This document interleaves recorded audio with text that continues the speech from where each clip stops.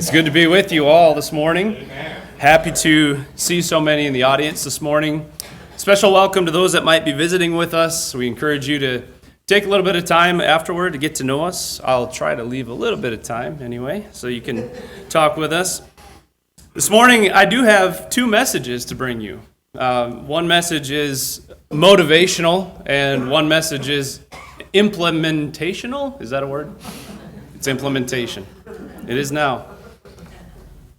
I want to start with a bold statement. We're going to be talking about evangelism, getting the word out, talking to people about the Word of God, delivering the gospel, which I trust all of you are doing to the best of your ability without fail and never have any issues with. But this morning we're going to talk about it anyway, just in case. Here's the statement, and I'm going to put it on the screen so that you can see it because it might seem confusing at first. This is the statement. There's a difference between what you say you believe and believing what you say you believe. Take it in. There's a difference between what you say you believe and believing what you say you believe. Okay? That's the premise of what we're going to be talking about. There's a lot of times we might say we believe in something, but do we actually believe what we're saying? Or is it just recited? Is it something that we think we need to say? Is it something that we think we need to believe? Let me give you an example. And I'm going to get just right to the chase because I got two messages, so I'm going to get through the first one quickly. If you really believe this statement in the redeeming and transforming power of God's presence in a person's life, do you believe that? Can you say, yes, I believe that. I believe God is moving in people, that He changes people, that He transforms people. If you believe that your relatives, your friends, your neighbors, and your co-workers would be far better off forever if they knew Jesus Christ as their Lord and Savior. You believe that. Then, if you believe those two things, then the single greatest gift you can ever give to someone is an explanation of how to be rightly connected to God through Jesus Christ. Now, I think I could prove this, that this is right, just by asking how many of you believe this statement. I think everyone would raise their hand. And I think even if maybe you didn't quite agree completely with how it was said, or you'd like to rearrange some of the words in those statements, that you would still raise your hand, if for no other reason than for the fear of being the only one not to raise your hand. Because you know there's a lot of really good stuff in there, and that I should be believing that stuff, right? God is transformative. It is the most important thing we can give to people, is this message about Jesus dying for their sins and for ours, the gospel. But I'm not going to manipulate the facts today. I'm just going to give you a couple of facts to think about. And this is more of an internal thought question. Just think about this for yourself. Do I truly believe what I am saying? If most Christians, and I would say most Christians, I just said I think everyone in this room would raise their hand and say, yeah, that's me, I believe that. They believe this. I'm going to give you a statistic that absolutely shocked me, and it's based off of a smattering of surveys from around the country. I'm going to give you a number, percentage. Think in your mind, what percentage of Christians do you think have never shared the gospel with someone? Just think about it. And I'm going to tell you that the survey says 90%. I literally was sad when I read that. 90% of Christians have never shared the gospel with someone. Never, not once. Why is that? And I thought about this a lot, and of course I'm thinking about this all the time, and there are a lot of answers that sort of explain it. Well, they're busy, they're this, they're that, maybe it's not on the forefront of their minds for whatever reason. But as I thought more about it, as I studied more, I thought that perhaps maybe there was one central reason why people just don't share the gospel and their faith, and that word or that reason is motivation. It's motivation. They're not motivated to do it. No news is bad news. If I'm not willing to give my explanation of the gospel to someone, that's bad news. If it hadn't been delivered to me, well, that's bad news for me too. But we don't have the proper motivation for some reason. Because regardless of the source of your motivation, maybe it's love, maybe it's guilt, maybe it's fear. I'm not saying all the motivating factors are good, but whatever it is, it's true that when your motivation for anything reaches a certain point, you will do what you are motivated to do. I know we're a little short on time, but I'm going to tell a story, okay? There was a man that went to a bar, and he got drunk, and he was on his way home, and he was stumbling home, and he said, you know what, I'm going to take a shortcut today, and he took a shortcut through a cemetery.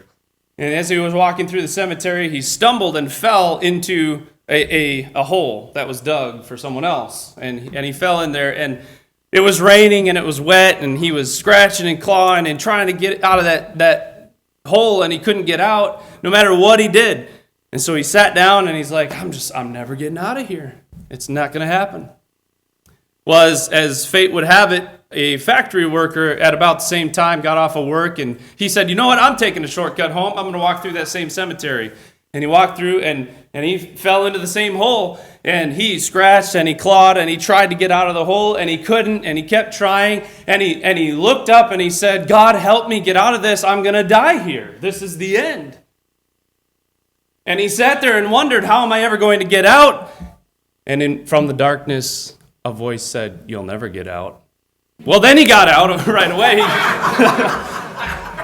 If you're motivated, right? If you're motivated, motivation is the fuel that drives activation. Motivation is the fuel that drives activation. The best diet in the world does absolutely no good if you're not motivated to do it. The best book in the world, it doesn't matter what was written if you're not motivated to read it. The best news in the world is no good if you're not willing to hear it and share it. Think about this. The reason why the early church grew. Think about the early church, and it exploded. It exploded and got really big fast. It wasn't because they had money. They didn't have any money. It wasn't because they had amazing programs or they had great influence in the community. They didn't have any of that stuff. It wasn't because they had immaculate buildings or unending resources or compelling programs. They had none of that. They didn't even have a Bible like we do. Okay? The reason the early church exploded is because people who were transformed by Jesus were motivated to share the same message with someone else. They were motivated. What we're going to do today is we're going to take a look at how we can activate this X factor to get motivated to share the gospel. And then at the end, you will have in your hands, when you walk out of this building, you're going to have in your hands a tool, an effective tool, simple, so easy to use that even our children will be doing it. So the reason why I say that is because it's so simple, there are no excuses for not doing it. But let me repeat this one more time. The best tool in the world is useless unless you're motivated to use it. So let's look at this together. Here we go. Romans chapter 9 and verses 1 through 3. If we were playing Jeopardy, this would be right in the same column as the other statements that Paul made in Romans 7 that we were talking about this morning, under the category of amazing, unbelievable things that Paul said for 1,000. This is what we're going to read. Romans 9 verses 1 through 3. I am telling the truth in Christ. I am not lying. My conscience testifies with me in the Holy Spirit that I have great sorrow and unceasing grief in my heart. For I could wish that I myself were accursed, separated from Christ for the sake of my brethren, my kinsmen according to the flesh. This is going to be our proof text for today. It's going to be our one and only text that we read. And we're just going to take a look at 3 areas here where we can divulge this motivation. Just by reading this text, do you think Paul was motivated? What was he motivated by? Just think about that. Do you think he was motivated to share the gospel with people? Well, of course he was.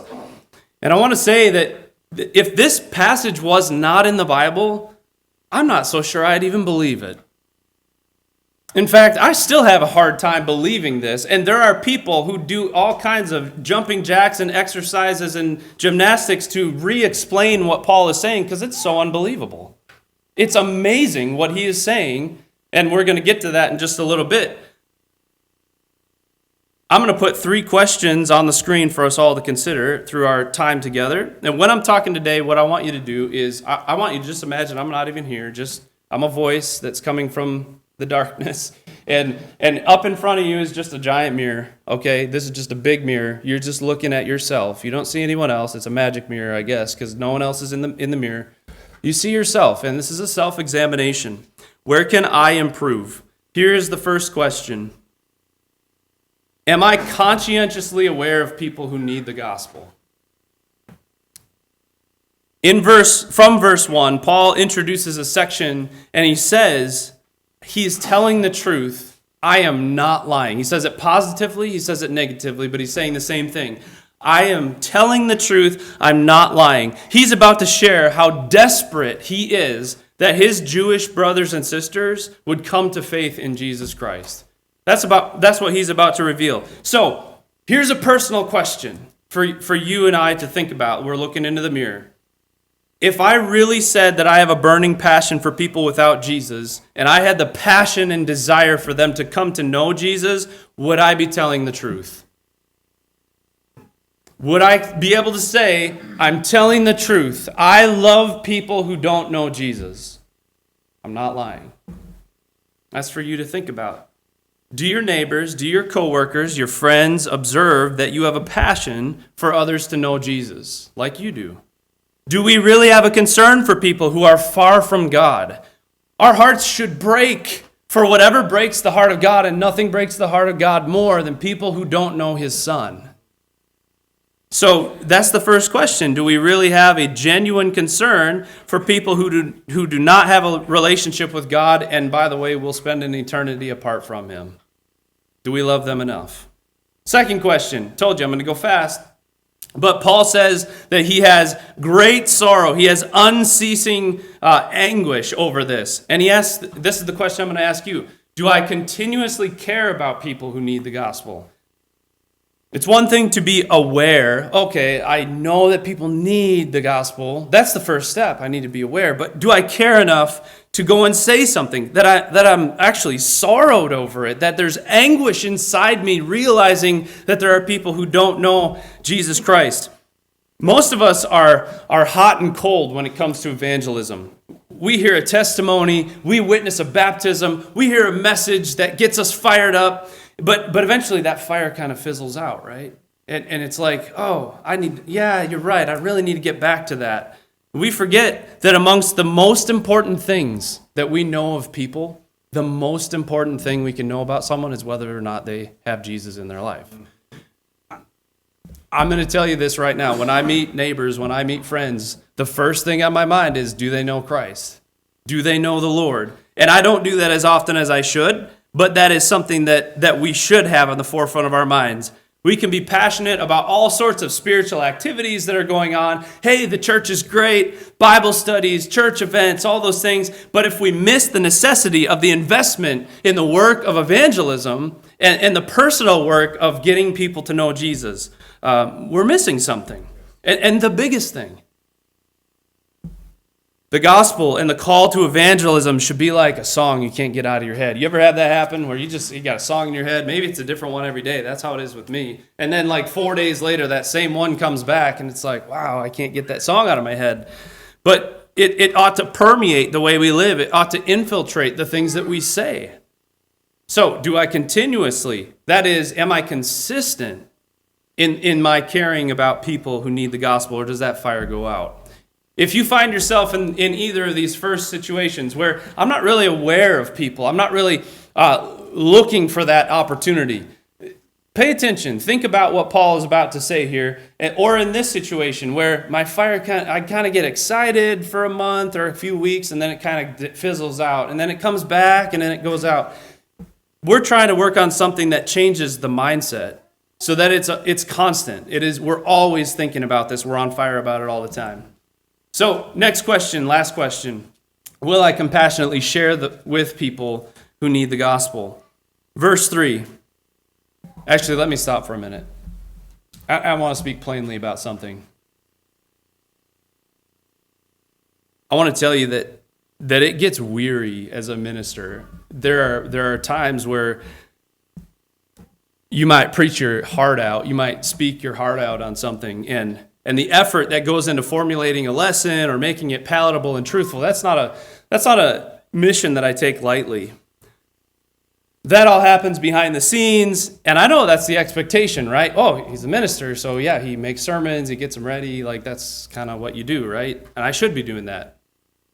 But it's wearisome to preach my heart out about something, knowing that there are going to be people who hear the message and say, you can preach it, you can yell it, you can show me in the Bible, but I'm not doing it.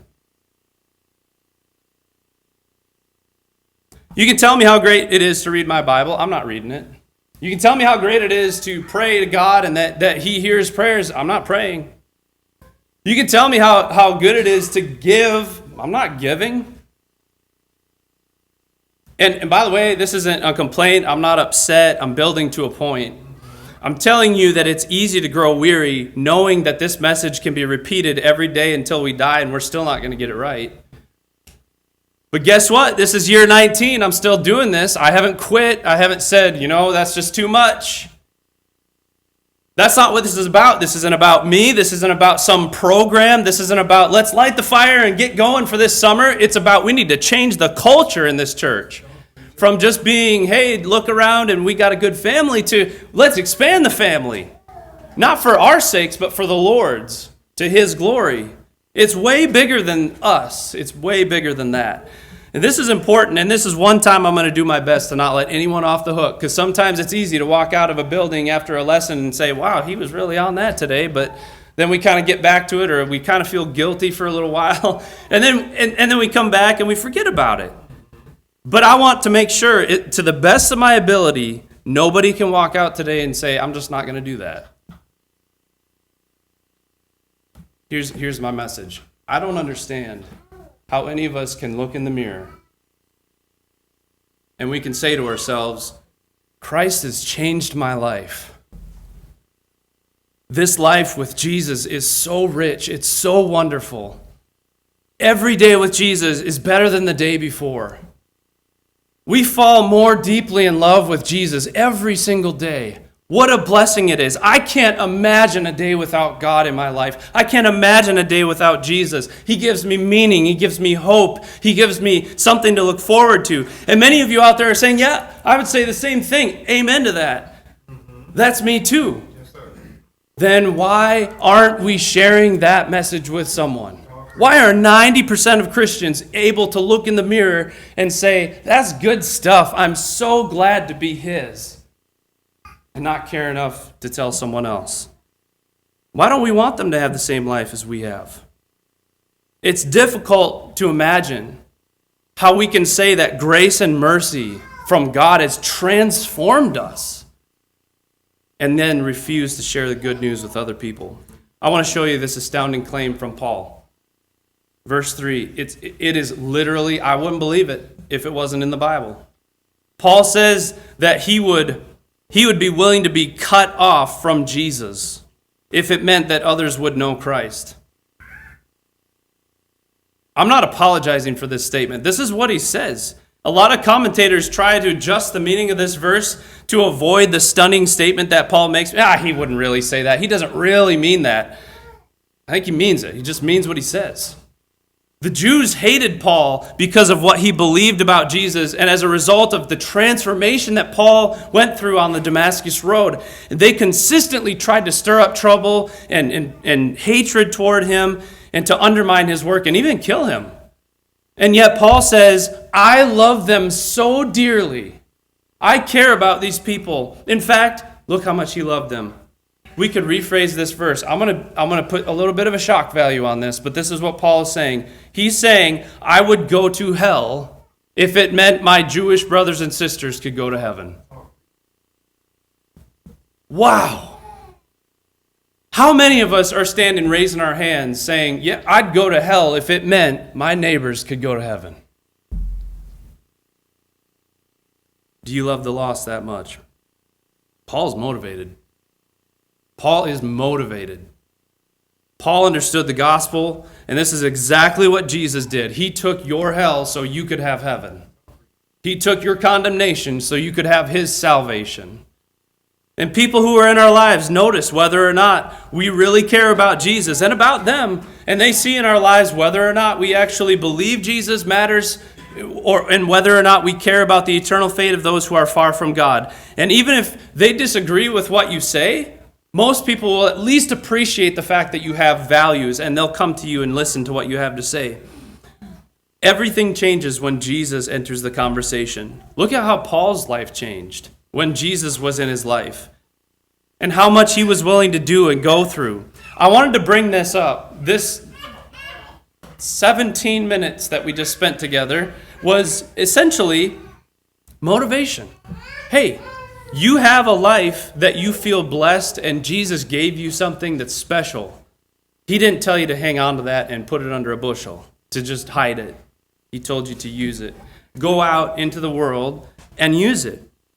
And I hope that did provide some motivation. But now, for the next 10 minutes, 10 minutes or so, I want to talk to you about implementation. The information I want to share next is really just a beginning point. It's a starting point. It's not a final product, and it's intentionally designed to be able to morph and to be adjusted to suit the needs of those that use it and the needs of those that we serve with it. But this is a group evangelism plan. That's the idea behind it, a group evangelism plan. And I've chosen to call this outreach program Rise and Shine. In other words, get up, let your light be seen by people, and let God be glorified because of it. They're to be drawn to Jesus Christ. This is not a campaign. This is not a push. This is not light fire under our backsides to get going. It's not a summer-long idea. It's a culture. It's a shifting in the way that we operate and think in this church.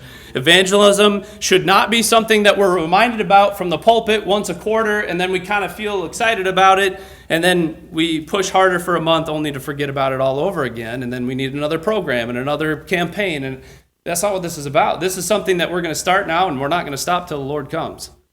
That's the idea. These aren't concepts, by the way. We're going to be putting tools in your hands. You're going to walk out with things that you can use today.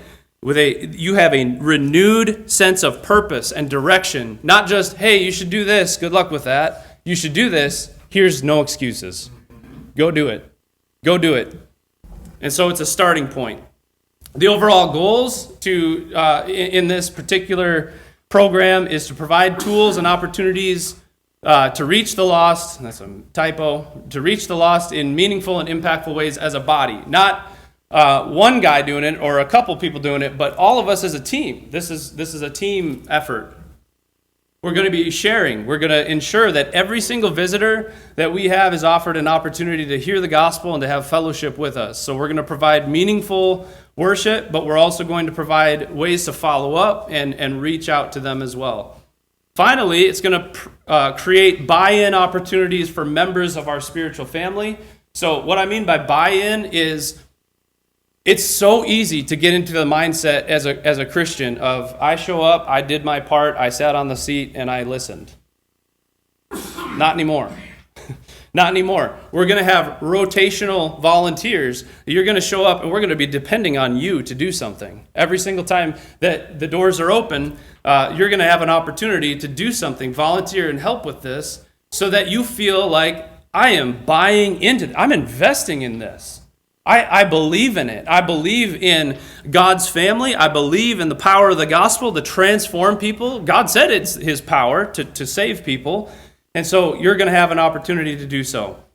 So first what I'm going to do to break this down is I'm going to show a chart that gives you 5 sections, and they're going to get progressively more difficult or time-consuming or require more investment as you get to section 5. So section 1 is going to be super easy, so easy a caveman can do it, so easy that children or anyone, you remember that commercial?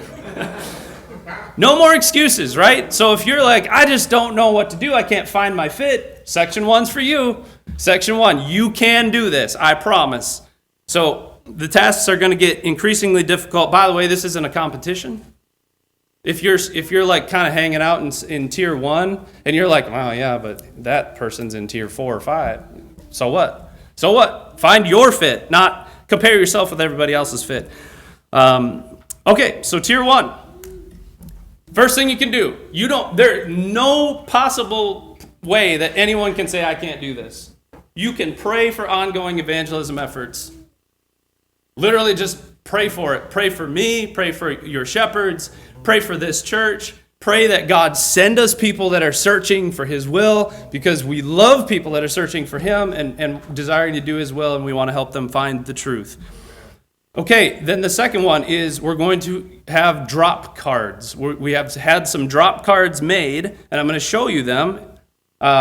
These are the designs, and basically it's you're out in public, you're spending time with somebody, maybe you're out at a restaurant, and right before you leave, you're going to say to your waitress, hey, we'd love to have you join us on Sunday, or whatever, or the couple sitting next to you, or whoever. Or just nothing. You say nothing. You set it down on the table and you walk away. Okay? And then the back side has a little bit of a God's plan of salvation, some Bible verses, and then a thought-provoking question at the bottom. Have you responded to this amazing gift? So this is the idea. It has our contact information. They can get a hold of us, and they know where to find us to meet with us on Sunday. So this is just an idea. You're afraid to talk to people? No problem. Pick up a card, drop it. There's 2,000 of them in the foyer. Take as many as you need that you're actually going to use. We'll make more, because this is worth it. So grab a few, set these on the table when you walk out, hand them to your neighbors, whatever. No talent required, except don't forget them in your car. All right, tier 2. Leave cards behind and invite. So this adds a second little tier to this. You're going to not only leave the card behind, but you're going to hand it to your waitress, and you're going to say, hey, I really appreciate the good service you gave us today. You did an amazing job. I appreciate people who take pride in their work, or whatever you're going to say. I'm a preacher, so I might ramble. Leave cards and say to that person, we'd love to see you on Sunday. Okay? Then there's something called one-at-one. One-at-one is something that the only reason it's in tier 2, it's super easy, but it's in tier 2 because it requires a commitment. And that is that you're going to think of one unsaved person every single day. You're going to pray for them at 1 p.m. And you're going to set aside that time, and you're going to pray to God that he would reach them every single day at 1 o'clock. And you could pick a different person every day, or you could pick the same person every day, but you're going to make that commitment that you are praying. Praying people produce God's power. They're going to bring God's power, and he is going to use those people for his glory. Tier 3, community outreach efforts like Pillars. There's a lot more that we're going to be trying to introduce in that, but that's an easy way to get out into the community and say, hey, we care about people. We want to provide a meal for those that can't provide a meal for themselves. Volunteer. If you haven't volunteered for that, it's a great way to spend some time with your brothers and sisters, preparing that meal and working as a team, but then also getting some interaction with the folks that come in and need to be given that meal. So I think we're full for this Tuesday. So it's every third Tuesday of the month, but let me know if you want to volunteer. I will make sure you get in that rotation. Then we're going to introduce something new. It's going to be an outreach team for assemblies. And I'm going to explain what that means. So don't get scared yet. An assembly outreach team, I need 2 or 3 volunteers every single Sunday. And we are going to integrate this right into the service sheet. It could be men or women, doesn't matter. You're not taking a public role in the assembly. You are merely going to be doing this.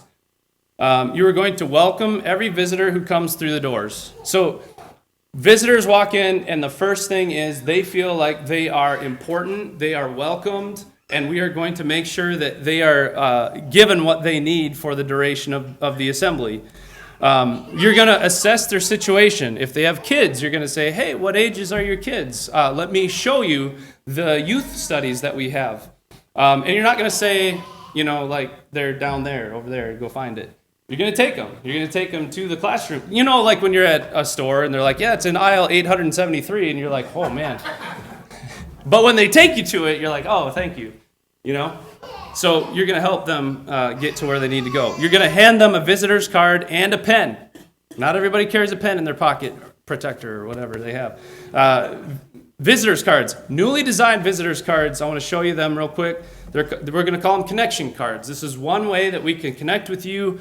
I just handed one out this morning, and you ask them to just fill that out and write that on write their information on the back. And then if they desire, we will contact them and get a hold of them if they want more information. When you are done with the card, or when they hand it back to you, or if they put it in the offering plate, then you will give it to me, outreach minister. Then I'll reach out to them. That's how that works. The reason I'm doing this, the reason we need a team, is because I'm not omnipresent. So sometimes I'm over here talking with someone, and there's a visitor over there, and I'm like, I really want to get over there, and I can't, for whatever reason, get over there. And so I need a couple of people to make sure that we don't miss anyone. Okay, so I need an outreach team. Then we have a post-assembly outreach. This is something that I'm going to be doing, but I just wanted to inform you it's going to be a postcard. No pun intended, I guess, post-assembly outreach. So they're going to just get a postcard in the mail, and on the back, you just put a stamp on it. It has our address and everything. Thanks for coming. We appreciate it. Keep the lines of communication open. If you have any questions, please reach out. You're always welcome here. That kind of a message. So that's what's going to be taking place. So that's tier 3. You can be thinking about if that's you. Tier 4, prayer pairs. This is where it starts getting real, because this is where you're going to be going out and meeting people. So if you find yourself like, tier 3 is kind of, okay, I feel like I could do a little more than that. Tier 4, you're going to find a friend, a Christian friend, and you're going to go somewhere, a store. Doesn't matter if you have to buy anything there or not. You're going to go there, you're going to go to the library, you're going to go to a park, you're going to go to a restaurant, and you're going to ask whoever you see. Maybe it's your waitress, maybe it's the librarian, maybe it's somebody over in the corner reading a book, maybe it's whoever it is. You're going to say, me and my friend are about to pray. Is there anything you'd like included in that? 99% of the time, they'll say yes. 99% of the time. And it's so easy. If they say yes and you're comfortable, pray with them. If you're not comfortable praying with them, you can say, okay, I'll pray for you. You leave them a contact card. Boom, you got a contact. Okay? You're trying to reach people. Here's another really easy one, 15-second testimony. I'm going to show you exactly how it works. If you want this on a card or like a quick reference thing, I could probably have those made up, but I'm going to just show you. This is something I use still today sometimes. All you have to do is think of 2 words that describe your life before you had Jesus in your life. Here's a sample, 15 words. 2 words. Pick 2 of those words. This is who I was before I had Jesus. Then think of 2 words that describe how Jesus changed your life. Okay, so you choose 2 out of that list or whatever list you have. It doesn't matter. This is just an example. Then this is what you're going to do. You're going to find somebody just like you did prayer pairs. You're going to walk up to them and you're going to say, first of all, I might introduce yourself so you don't scare them, right? I'm talking after you get past the easy part. We can all small talk. We live in Wisconsin. That's easy, right? Then you're going to say, there was a time in my life when I was, pick your 2 words. Then I put my trust in Jesus and he saved me. Now I am blank and blank. Do you have a story like that? 15 seconds. You just shared with them the gospel. You didn't share every verse that you knew since you were 3 years old, but you shared the gist of what can happen in the life. And then you're going to give them a contact card. Notice the theme. You're going to give them that contact so we can reach out to them. So tier 4, these are, again, just ideas. There are all kinds of ideas if you want more for tier 4 that I use weekly at least. Tier 5 is, if you feel like tier 4 was not intimidating enough, tier 5, you're going to walk up to someone and you're going to literally have a Bible study with them on the spot. That's fun. But make sure if you're going to do that, it is biblical and provable. Not you're just kind of talking about your life or whatever. You are going to cite the Bible. You're going to show them in the Bible. Here's where it says. You're going to literally show them a Bible and show them where that verse is provable. You're going to make it simple and sustainable. In other words, it has universal application. You can use it on anyone.